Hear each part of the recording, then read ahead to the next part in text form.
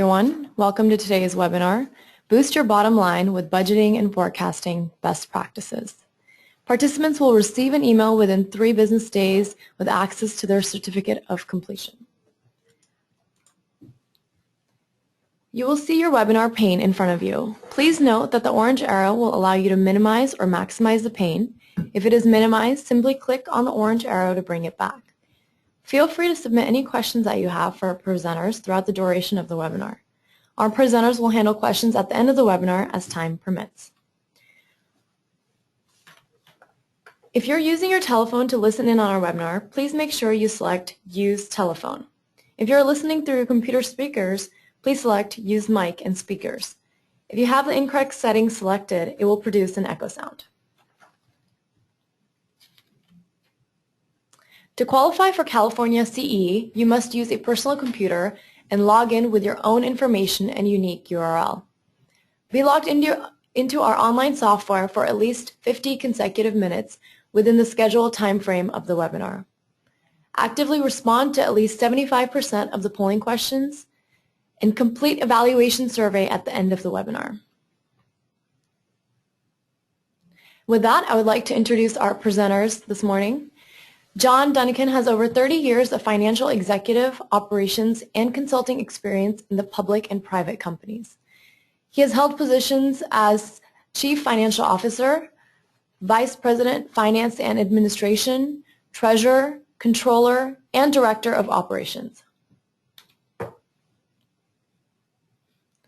Brian Rogers has over 25 years of financial executive, operations, and consulting experience in public and private companies. He has held positions as Principal, Vice President Finance, Director of Finance, and Financial Unit Manager. In today's webinar, participants will evaluate current decision-making, consider future business changes, identify how efficient organizations leverage decision-making tools, and develop KPIs for your business. The presentation overview includes the importance of budgeting and forecasting, tools for better business decisions, anticipating business changes, obstacles to change, leveraging your solutions, and utilizing KPIs. With that, I'd like to turn it over to John. Thank you, Sartaj. To begin this morning, since I know many of you are Armanino clients, some of you are not, but I just want to kind of introduce our consulting practice and kind of really what the focus of our practice is. We've done for the last few years what we call a CFO Evolution Survey. And one of the consistent results we've found from the survey is that finance or CFO organizations tend to spend the majority of their time, about 55% of their time, in what we call the accountant role. And you can see that in this graphic here on the left. The accountant role is really kind of the basic blocking and tackling of accounting organizations.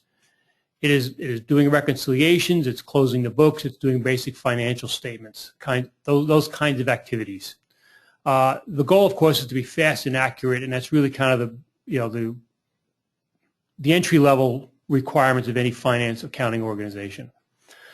About 20% of the time is generally spent on what we call a protector role, which essentially you might say it's no surprises. If you're a public company, it's Sarbanes-Oxley. For private companies, it is making sure you've got appropriate internal controls and processes to make sure that the financial statements are correct and that all the information is flowing throughout the organization correctly. And about 25% of the time is really spent on business leadership roles. Business leadership being working with the C-suite executives, the CEO, the board of directors, to really set business direction. It's really looking forward to being able to do strategic thinking and planning. When we asked the survey respondents how they would like to spend their time, the time immediately flips on its head. The amount of time organizations would like to spend really kind of in the accountant role really drops to about 30%, as you can see on the right. The protector role stays about the same at about 20%, but where people really want to be spending their time is really on the strategic business leadership roles. And what we essentially try to do is, Armanino, and our goal is really to help companies make that transition from spending the majority of their time in the basic accountant role to spending the majority of their time really in the business leadership role. We do that by really looking at people, processes, and technology. And that's some of what we're going to talk about today in one aspect of that, which is really kind of the budgeting and forecasting piece of the CFO evolution.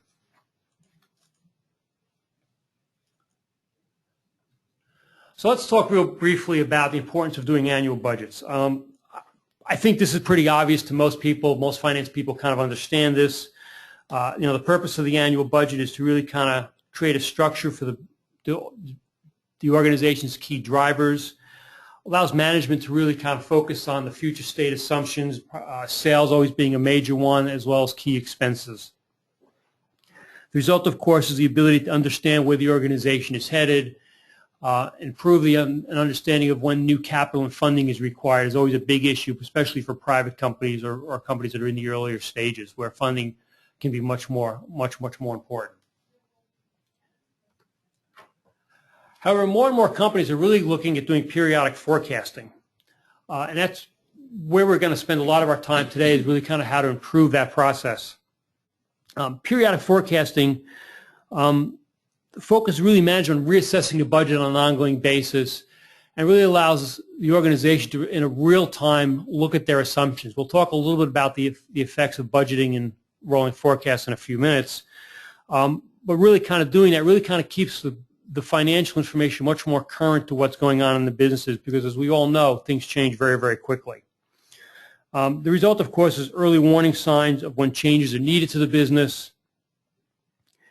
And the truth is, instead of the budget process becoming this big annual exercise, typically for a year-end company, September, October becomes this huge budget process.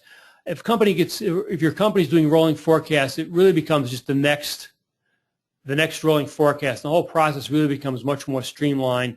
And as part of that whole exercise is moving from the majority of your time being spent crunching numbers to really kind of allowing business leadership activities to really take place and take precedence.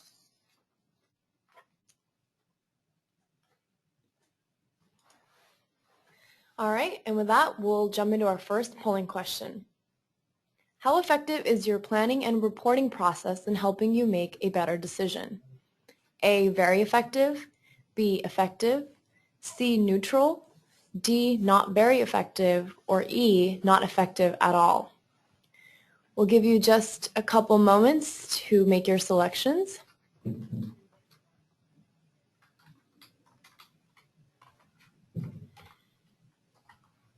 And with that, I think we can go ahead and close the poll.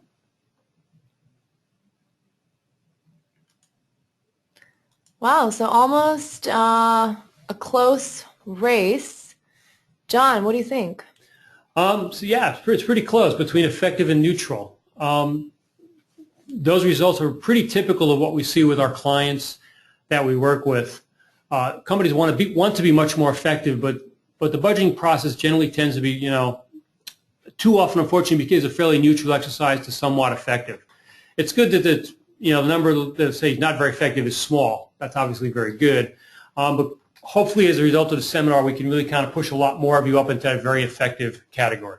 Yeah. Interesting. Sounds good.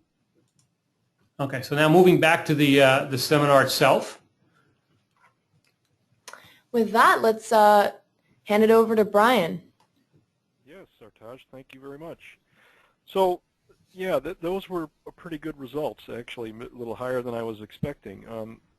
40% effective. I think we had 41% effective and 40% somewhat in the neutral range. For those of you that are on the higher end, that think that your decision-making processes are pretty good and that your budgeting and planning forecast has been effective, I think you'll see some of these apply to you. If it's effective, you're doing more proactive analysis. You're likely to spend your time on things that are going to happen in the future, more so than understanding what happened in the past. You're able to understand the sensitivities to things like your KPIs, and you're really going beyond a monthly variance to plan in prior year, and you're doing a lot more understanding of where your business is headed. So if you look at, proactive analysis, I think I mentioned, looking at the drivers that are really going to indicate more of a future impact on your business. Rolling forecast, do you have a process in place to update actuals and then look at the next 12 months, not just look at, the rest of your forecast to the end of the year and forecast to the wall, as somebody may say. Are you able to continue that period and look beyond the end of the year, the next 6 months after that, as an example? Are you able to do what-if scenarios? If you bought a business, divested, you changed your products, you did something major in your business, do you have the tools to react to those kinds of business decisions?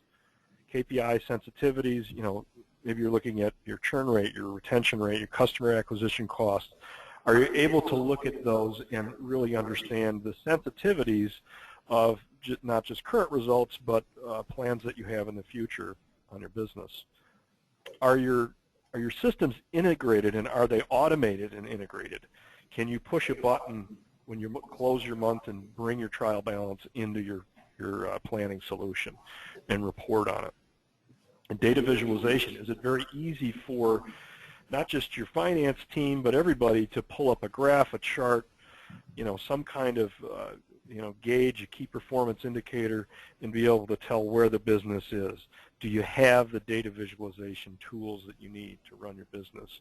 Like I said, is it collaborative? Is there just more than finance and accounting people involved? And can these people, get this reporting and the data and the graphs? Can they access all that on their own, or do they need the help of finance, which takes away from finance's ability to react?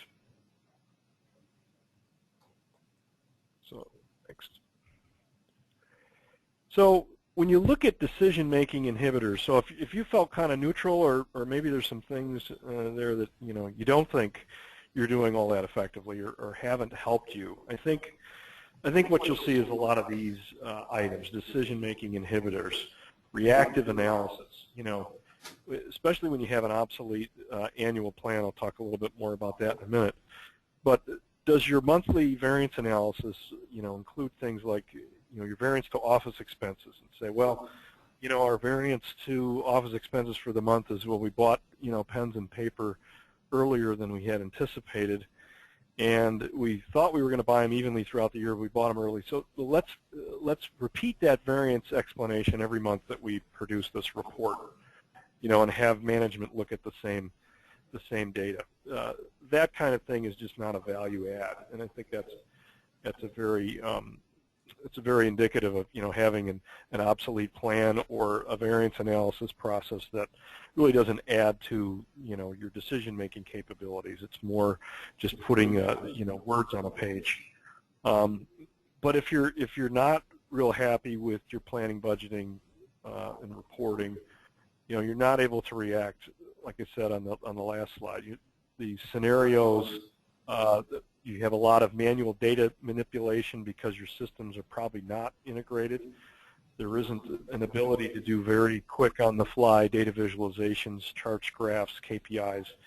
It's very much not a collaborative process. It's probably centered in finance, and you have lots of finance, non-finance users going to finance for these kind of solutions. So, it's hard to feel good about your support and really your team. You've got a qualified team. Maybe you've got finance professionals, MBAs, CPAs. They're spending their time, transferring data into spreadsheets and presentations. There's a better way to do that, and there's a more effective way to enhance the decision-making in the organization. So when we look at how frequently organizations are forecasting, and this is a survey done by Adaptive Insights, and they ask CFOs, how often are you forecasting your business results? And we'll put the results up here. And as you can see, it's kind of all over the map as far as monthly, quarterly, biannually, annually, but the majority answered either annually or quarterly. So the fact that they have a process is good, but the annual process, as we'll see in the next slide, is not that effective. And as these surveys have been done, I think we see a very strong trend of not just annually, but people are doing their forecasting on a monthly basis and using the rolling forecast tools. So next slide.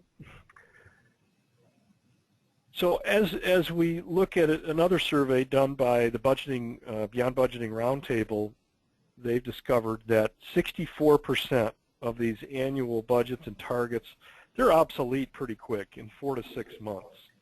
And as you look at that landscape and you look at changing business conditions, not just reporting your results and getting it to the board, but taking advantage of trying to be successful in your business and taking advantage of market opportunities and everything else.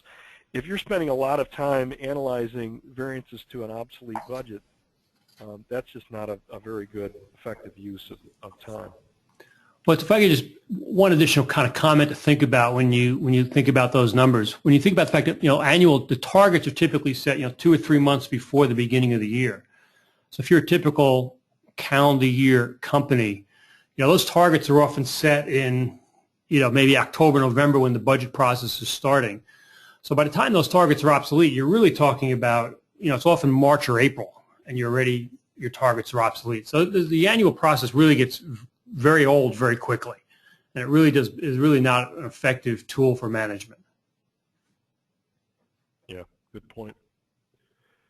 So so this is why rolling forecasts really have become prevalent, throughout. And this is an example of Mendota Insurance and their quote, but they use rolling forecasts. So what they're doing is really they have a plan that's never out of date. They've got an integrated, income statement, balance sheet, cash flow, all the models, that are integrated and flow and are driver-based. But they're updating this model with actuals.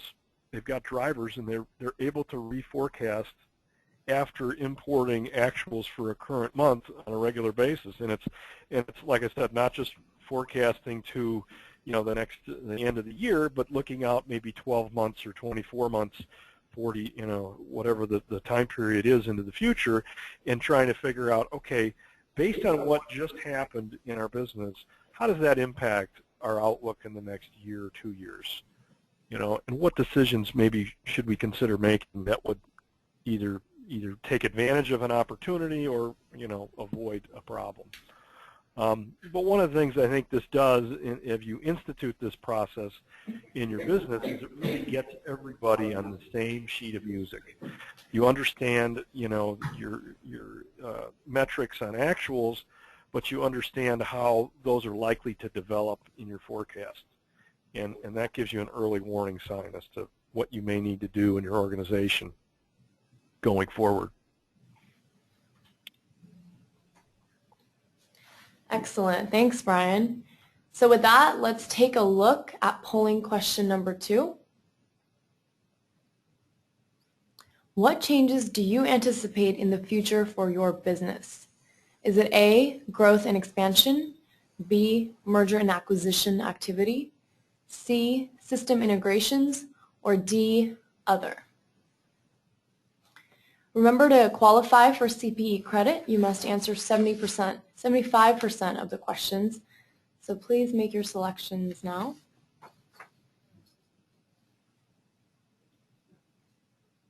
Give you just a couple more moments.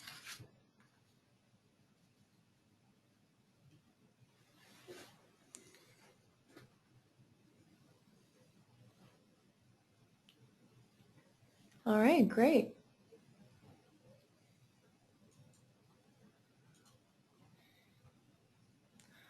Well, looks like growth and expansion is on everyone's mind.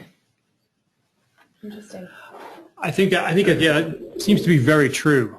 Clearly, companies are, it's always been a big issue, particularly, as companies in the last few quarters, you've seen a lot more growth in businesses, a lot of expansion going on. Companies are really looking to how they can maximize the return on their revenue, on their investments. So yeah, it's very much a growth and expansion. Systems integration, likewise, not surprising. After a couple of tough years, companies are really looking at how to improve their systems.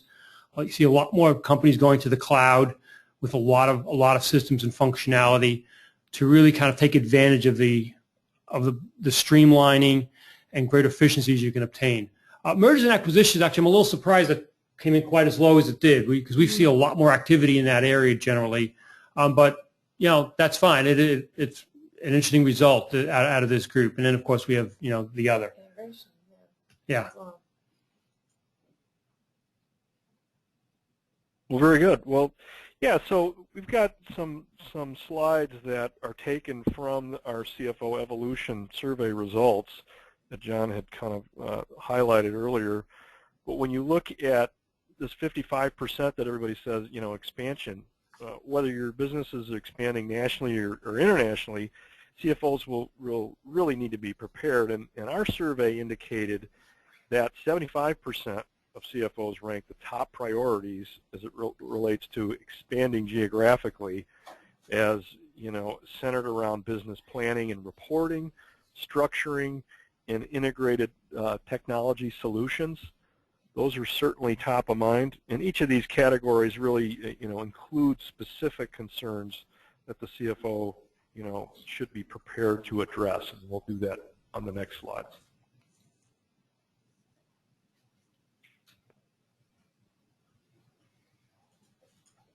So when you look at the expansion of the independent, when you're expanding your business, looking at your technology systems, what we see quite often in our clients, and as they develop an evolution, and certainly as they've had acquisitions and just grown over time, they tend to have a lot of independent systems, or just systems that, they're point solutions. And they've been kind of on their own, doing their own, business process, but there's inherent efficiencies because these are not integrated. They're standalone applications. And some of the problems that, are inherent in these situations are the fact that, we've got all these manual processes and workarounds. We've got the need to export or import files daily. And as it relates to a business that is expanding geographically, this continues to get more complex. They don't, the systems don't integrate. There's challenges with the multi-entity and multi-currency consolidations. So at the end of the day, you really need to develop, with the growth and expansion plans, you really need to develop a plan that starts to bring these systems together and make them synchronize the data and really reduce your department silos and system information silos that really will hamper your ability to leverage a new environment. We'll talk about that a little bit more on the next slide. So once you've got a plan and you've really got an integrated technology system platform, you're going to get your system information really connected and really talking to one another, making a seamless bridge, bridging the gap between these systems. And having a solid integration, like as an example, between your ERP, your CRM, inventory management solutions, that could allow the company to ensure they have consistent and accurate data flowing between those systems. And the time saved, time once spent on manual processes, that can now be used to help your business grow and expand. Offices can be quickly folded in, data can be quickly shared between departments, and you can really leverage better reporting and forecasting to allow this month-end and quarter-end close processes, to incorporate multiple entities, multiple currencies. Again, as your business is getting more sophisticated, you need to have a better communication between and integration between these solutions. So on to M&A. This was not a big responder in our survey, but certainly we see this quite a bit in our business.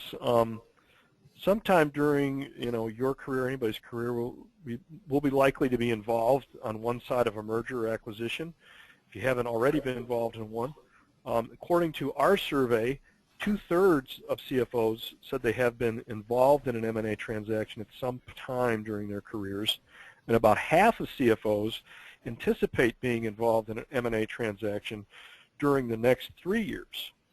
So I think this is, again, indicative of the fact that you need to have tools in place to, be able to react to these kind of changes. And if you look at the broader market activity, in the U.S., targeted M&A transactions were at their highest volume since 2008 in 2013. The global M&A volume was up nearly 20%, exceeding $2 trillion for 2013. And some of the largest deals were fueled by, cheap financing. So we've had this environment where, we've had a rise in this activity. So something to certainly be aware of. And on the next slide, I've got a little bit more on, what goes in. So if you've got some due diligence activity in a pre-transaction, and again, this is obviously important whether you've got M&A activity going on or not, but half the CFOs in our survey surveyed, listed the quality earnings analysis, financial forecasting, really as these most important items. So whether you anticipate M&A activity or not, this could be something in the future that's of importance, and you're going to want to certainly know and be confident in your quality of earnings analysis and your financial forecasting. But sometimes you've got issues that are in pre-transaction due diligence that maybe aren't as obvious. Tax compliance and liability, technology issues, employee cultural integration, some of these things, of course, you need to have an eye on. But when it comes to the tools available, you really need to be confident in, like I said, the right side of that pie, the quality of earnings and the financial forecasting. And we have another polling question. That's right. All right, with that, let's take a look at polling question number 3. What % of your time is dedicated to improving your current process? A, more than 25%, B, 20 to 25%, C, 10 to 20%, D, 5 to 10%, or E, less than 5%. If you could please make your selections.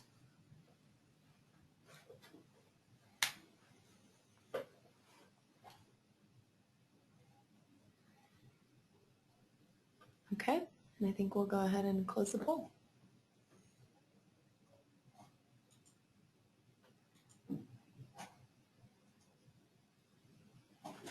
All right, so C, between 10 to 20%. That's interesting. Mm-hmm.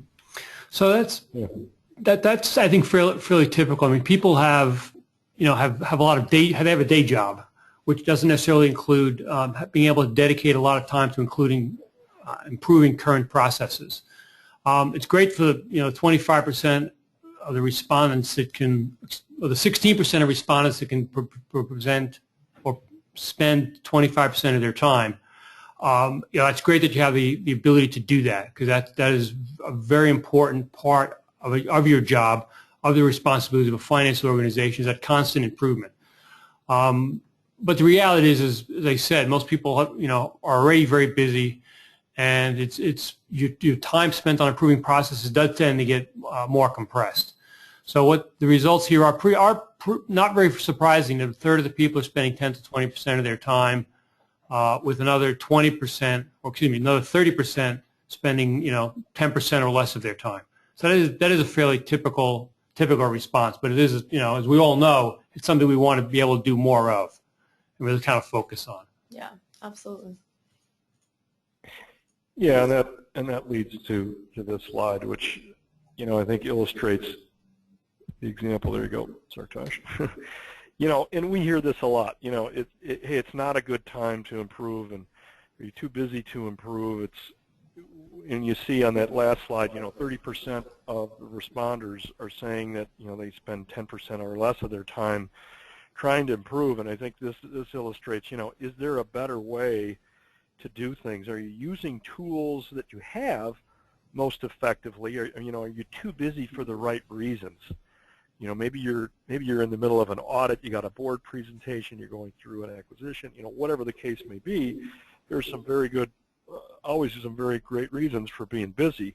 But are you busy because, like these guys, are we pulling a big wagon with square wheels, and we've got the option to use good old round ones that are sitting right there, are you able to use these tools that you have on hand most effectively to improve your decision-making capabilities?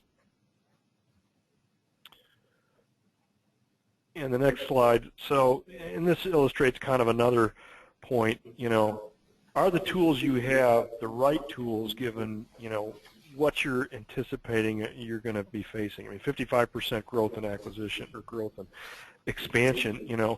If you're out there using Excel for your budgeting, planning, business intelligence, data analytics, reporting, data visualization, I think it's kind of like this, Henry Ford. If I had asked people what they wanted, they would have said faster horses.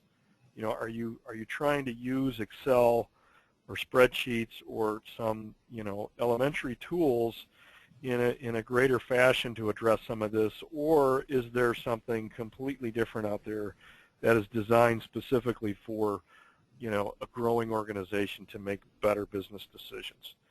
It's 2014. There's just better ways of operating your business with today's solutions, and I think that's a key point to take away here. Faster horses. I love that quote. All right, let's jump into polling question number 4.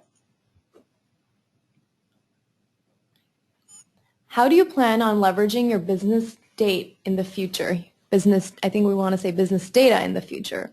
So A, is it key performance indicators? B, business intelligence solutions? C, better system integration with current solutions? D, mobile solutions? Or E, other? I'll give you just a few moments and make sure to participate in the poll for CPE credit.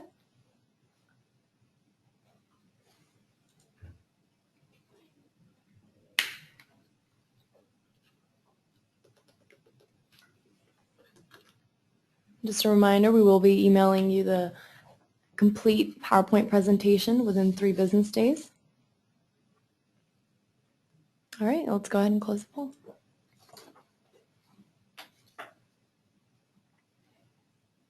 Interesting. Better system integrations with current solutions. I think that when we talk to our clients and the clients we work with, I think that result is very, very consistent with what we always see. When Brian and I work with clients, systems integration with current solutions is a real big item. A slide we had up there before that showed all of the various point solutions that clients have. Clients spent a lot of time, companies spent a lot of time building out systems, and by and large, historically those systems have been built by individual departments to address very specific individual needs. And so as a result, we have a lot of silos of data. And now the challenge is really how do we bring that all together, and how do we really share information across all this information? Brian talked a little bit about that in terms of integrating systems. That's, I think, in large part why you see a lot more cloud solutions being presented, a lot more companies moving to cloud solutions, because it makes sharing data much more effective, much easier solution to accomplish. So I think that's very, very consistent with what we see. Second point, KPIs, key performance indicators. We're going to talk a little bit more about that in a moment here. But clearly that helps companies really stay on track, and that's where the kind of doing the rolling forecasting, doing more frequent forecasting really becomes critical, because really looking at what the key performance indicators are, and companies are really focused on developing a lot more KPIs to really kind of, not just for finance, but throughout the organization. We also have the business intelligence solutions. We're going to talk in a moment about a lot of the data out there, so we are seeing more and more of that. Interesting that, at least in my mind, from what we're seeing, is that 0% for mobile solutions. We are actually seeing a fair amount of that going to the mobile solutions. That goes very much hand in hand with a lot of the cloud-based solutions, a lot of the web-based solutions we're seeing. But that's interesting result. We have to see how that plays out, I guess, over time. And even touching back on the better systems integration, I think today leaders want to not only connect their systems, but they want to build in the right business logic that goes with that, right? The right processes, whether it's a certain budgeting forecasting to your ERP or your CRM system. You want to be able to ensure you're configuring it to how you do business. So I think that's a big initiative as well.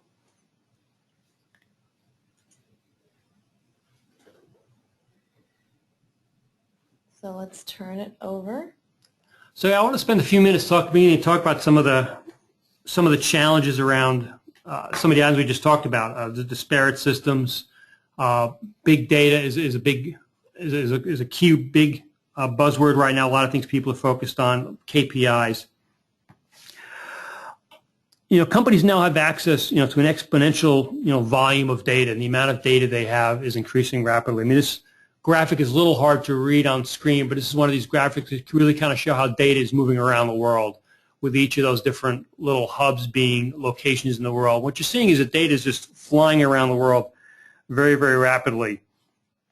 But unfortunately, various studies have said something like 85% of companies will fail to exploit their data they have to take advantage of it. EMC Squared Digital Universe did a study recently that showed that essentially, based on their study, over the next 7 years, the world will generate 50 times as much information as available today. If you think about what that means, and all the information you have at your fingertips today, all the information you can access from the web, all the information you have in your disparate systems, in 7 years, which is not very much time at all, that amount of data is going to increase by 50 times. And how do we access and really effectively use all of that data? A second interesting note over the next 7 years is that IT staffs are only expected to grow about 50%, about 1.5 times. So for those of you who are a little more IT oriented, or those of you who rely on IT to help you out, essentially IT is just going to continue to get overwhelmed by the amount of information. Don't know exactly how they measured this, but the same EMC Squared study, said that there'll soon be as many bits of information in the digital universe as there are stars in the universe. Interesting data point. Not sure exactly how they got there, but it is kind of interesting. I think the real point of all of this, though, is we have lots and lots of data available to us, and the real challenge is how do we take all of that data we have and really make information out of it. It's one thing to have a lot of data, but how do we make useful information out of a whole lot of that data and really kind of focus on what we need to do to really understand our business and what's going on. So one of the things when we talk about best practices in budgeting and forecasting, one of the real challenges we have, or I think you'll find, is how do you manage the amount of content that's available to the business? And it's really all about balance. I mean, you've got this tremendous amount of information available to you, and whether you're doing a budget or forecast, or a budget or rolling forecast, monthly updates, however you're doing it, it's really how do you make good use of all that information. And I kind of believe that it's really kind of an 80-20 rule, kind of approach. There's 80% of all the impact on your business is driven really by a fairly small amount of the information available to you. So when you're doing your budget and your forecast, you really want to kind of focus on the information that really is the key drivers of your business and really understand what all the extra information is. It might be useful in some ways, but really doesn't drive the business. And I think if you really kind of focus on that, you'd be better off. Of course, the challenge is really understanding your business to understand what those are. So a couple things to make sure is, one is, kind of avoid false precision. It's very easy. Accountants, most of the folks on this call are accountant finance people. Accountants, we love to be very precise. We like to do a lot of very detailed calculations, but that's not necessarily the best way to do your budgeting and forecasting. Because you can, because let's face it, 6 months from now, whatever we think is going to happen is going to be very different. So doing very precise calculations now is not necessarily going to improve the accuracy going forward. So you want to avoid kind of this whole false precision in you doing your budgeting and forecasting, really kind of focus on the big items, which is really the second point. Focus on what's really material strategic accounts. When you're thinking about what you're going to budget and forecast, what are the big customers, what are the big products, what are the big expenses that are really going to make a difference, and really focus on those. If you spend too much time trying to drive down to a lot of very precise information, you not only are going to make the budgeting process very, very difficult, it's just going to take too much time, and you're really not going to be focused on the big items. So things to think about when you're doing your budgeting and forecasting is, first is aggregating accounts. In the general ledger, for a lot of very important reasons, we tend to track information, the actual information I'm talking about, in a lot of detail. We'll have, for travel expenses, we'll break down travel across, lots of different categories, from hotels to cars to airfare to meals, employee meals, and meals with customers, meals with prospects, whatever we're doing. Likewise, sales is going to be often broken down for every product we might have out there that we might be offering. We might be offering hundreds of products, and we're going to track all those sales by those hundreds of products. Personnel costs, same thing. It can go on and on. Point being that you don't necessarily want to budget at that same level of information. As I said before, when you're talking about sales, there's probably 20% of your products drive the vast majority of your revenue. Likewise, a small number of customers probably drive the vast majority of your sales. Now, if you're a big retailer, it's a different, then your scenario is going to be a little bit different. But for most companies, kind of really focus on who the key customers are, what the key products are, and if you really focus on those, you can really have a much more effective budgeting forecasting process. Because in the end, if you're doing a monthly rolling forecast, you need to be able to turn that around very quickly and constantly keep that updated. The second part of that, of course, is understanding what the fundamental drivers are, and they very much go hand in hand. By focusing on the fundamental drivers, you can really look at the things that are important to the business. So when you need to do those forecasts, you can continue to move forward quickly, and really kind of keep management focused on what has to happen.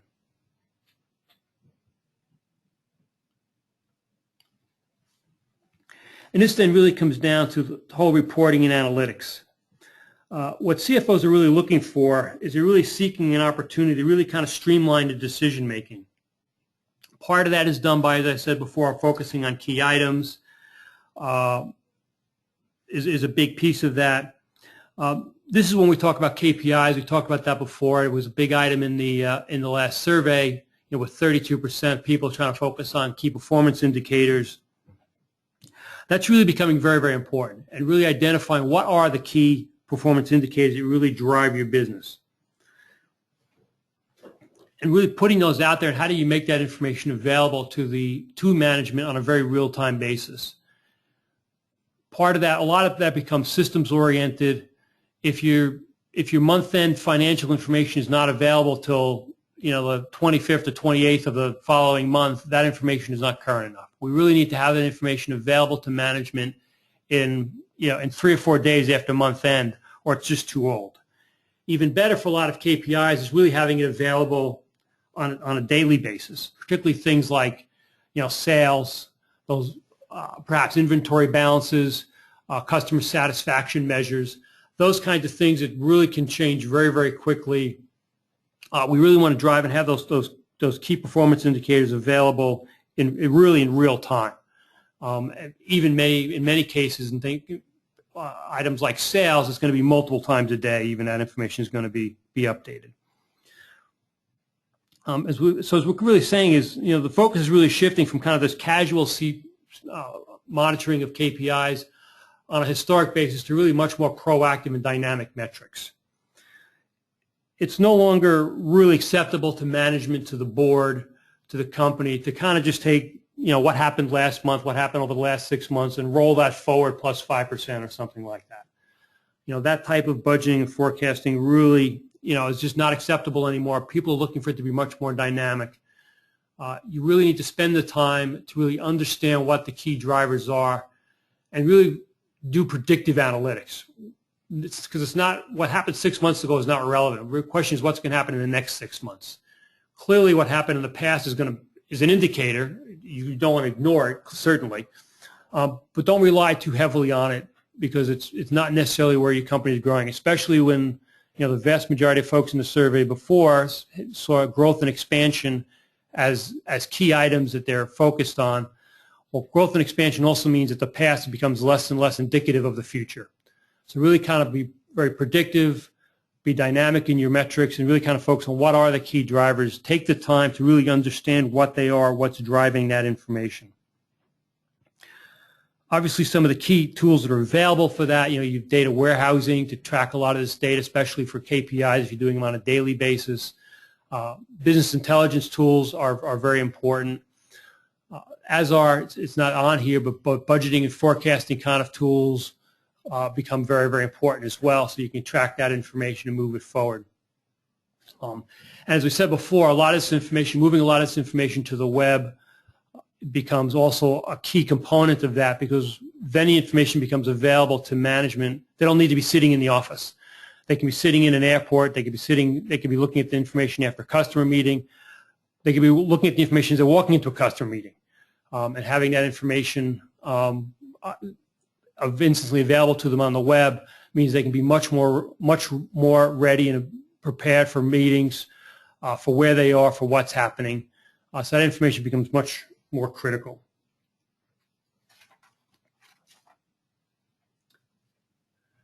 So talking a little bit about KPIs.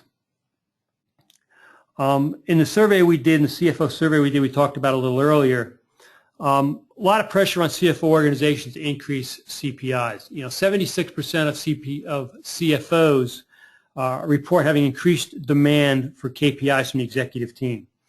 And as you can see in a little graphic to the right, on the little graphic there, 50% there's a 50% increase in the amount of demand for KPIs reporting from executives, from internal departments, board of directors, and even investors, particularly for the private companies that have their investors are VCs or private equity groups. They expect to be able to see those KPIs, and it's not enough just for management to do a monthly report to them or a quarterly report to them. A lot of VCs and private equity groups in particular are really wanting to see that information on a real-time basis because they need to manage their portfolios. CFOs are really kind of focusing their efforts on company strategic goals and prioritizing the indicators that are the true KPIs of the business. This really goes back in large part to that big data information we were talking about before. You've seen that huge graphic with all the information flying around, the study on the amount of information that's becoming available. The challenge, again, the focus for this group, the focus on this webinar, because it's really going to be, the focus is really going to be on you to make this happen, is really turning all that data into useful information and making that information available to management on a real-time basis very, very quickly. And there's obviously a lot of software that can help do that, and we talked about a couple of those various tools a few moments ago.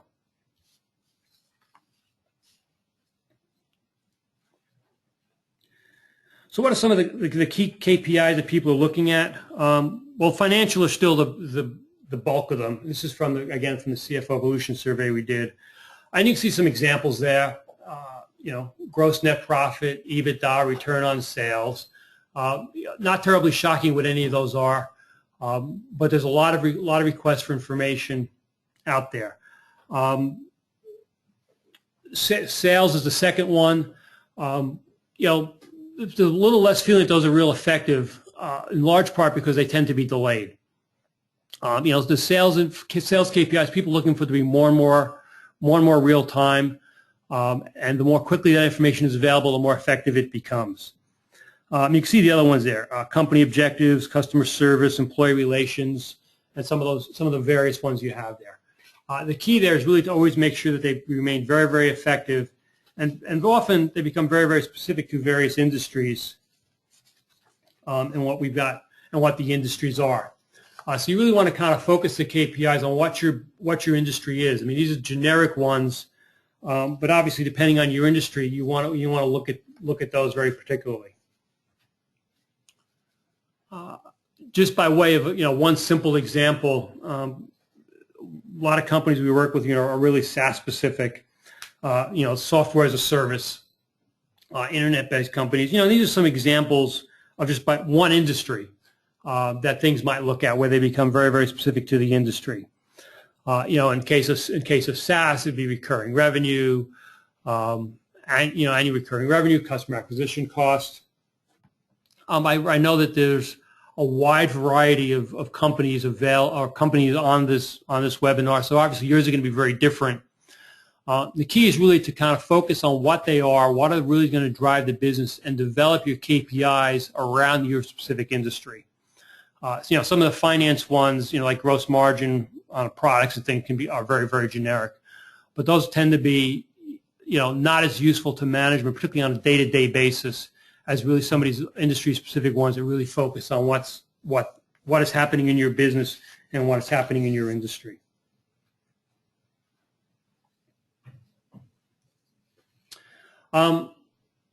Real quickly, when we work with a lot of different tools here, I just want to spend a moment on this. We do a lot of work at Armanino with Adaptive Insights as a cloud solution. We talked about this a little bit. In terms of it's a budgeting, forecasting tool, financial reporting tool, BI tool. This is a tool we've really kind of focused on as a way to greatly increase the effectiveness of budgets and forecasting, increase the effectiveness of finance teams, and really help the finance teams move from kind of that accountant role up to the business leadership role by really streamlining a lot of that information. This is a web-based tool. Happy to get into. I don't want to make this a complete commercial here. We're happy to spend some time with anyone on the webinar afterwards, talking about how to use that and really kind of make it a much more effective tool. Excellent. Thank you, John. So during this webinar, we've covered the importance of budgeting, forecasting, how to make better business decisions, anticipate business changes, obstacles to changes, leveraging your solutions, and utilizing KPIs. I think, Brian, John, you did a really good job of just covering the key points and helping understand, for business leaders, what they should focus on. And let's jump into Q&A. A lot of you have already started pulling some interesting questions. Why don't we go ahead and take the first one? All right, so the first question is, this participant would like to know if adaptive planning system is ever used for supply chain operational planning. If so, what % of companies and what stage you typically see that at? So, yeah, so what we're talking about here is like kind of demand planning, inventory, production planning. And the answer is yes. A lot of companies do use adaptive planning for that. I don't know offhand what % of companies. I don't have a good sense of that. A lot of our clients are using it more and more. In terms of the stage that you typically begin to see that at, I think really web-based tools really become effective once management or the company moves beyond a handful of people that really focus on the business. If you've got 2 or 3 people that are focused on the business, kind of running the business, one finance person, maybe a CEO, the web-based tools are less effective. As soon as you begin to have a management team, people running the business that are, you're getting into 5, 6, 8 people, it becomes more effective.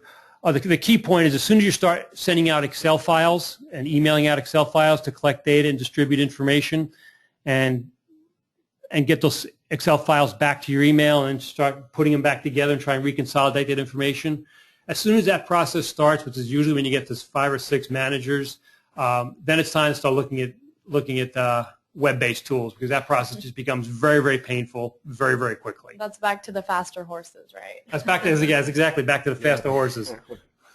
Well, and one other point too is if as a follow-up to that, if you want a list of clients in your specific industry or case studies, and you want that as a follow-up item, we can track that information down for you as well. Yeah, absolutely. All right, let's take the next question. Or it's more of a comment. Okay, so it's at the last Beyond Budgeting Roundtable, a CFO shared that Moody's gave favorable credit ratings to firms who use rolling forecast. That's pretty interesting, but I think it makes a lot of sense, right? Yeah, I think it does. I think it's a very good point, and not at all surprising. The Beyond Budgeting Roundtable does a lot of these surveys and a lot of that information, and if companies can provide folks like credit rating agencies, Wall Street, to the extent that you provide information to the analysts, internal investors, ongoing and very updated and current information. It gives not only it makes those various rating agencies and whatnot much more comfortable that management's on top of what's going on. If the information is getting stale and it looks like management is having trouble pulling together information, having current information, it's not very encouraging to rating analysts and type organizations. So yeah, it absolutely makes sense. I wasn't aware. That's a good comment. I'm glad they brought that up. Yeah. All right, we have one more question. Do you have? Okay, hold on. Let me. That one. What are some common challenges when integrating your ERP to CPM? Brian, if you want to take that one. Yeah, why don't I take that one? Yeah, so a lot of times when we see clients going about this, there's a rush to get things integrated all the time, and we really want to pause and look at what you're trying to do and what solutions you currently have, or which ones you're moving to, and make sure we've optimized your environment. As a brief example, we see oftentimes those folks running QuickBooks and ready to move to a new ERP solution. Well, many times they have to redo their chart of accounts and go with a very much streamlined chart of accounts, more of a natural chart of account, and then leverage dimensionality that could be found in an ERP solution, and that could be found in your corporate performance management solution as well. So the point is you want to optimize your structure before you integrate those kind of solutions together, but you should definitely plan on integrating them and optimizing the update and like we were saying, the rolling forecast kind of process. Right. All right, I think that's going to be the last question we have time for today. On the screen, you will see our presenters' contact information. Please feel free to reach out to them should you have any further questions. Thank you for participating in our webinar this morning. As a reminder, all participants will receive instructions to access their certification of completion, as well as a copy of materials and recording. As you exit your webinar, please take a minute to fill out a brief evaluation. Your feedback is very important to us. Thank you so much for attending, everyone. Have a great day. Thank you very much. Thanks, everybody.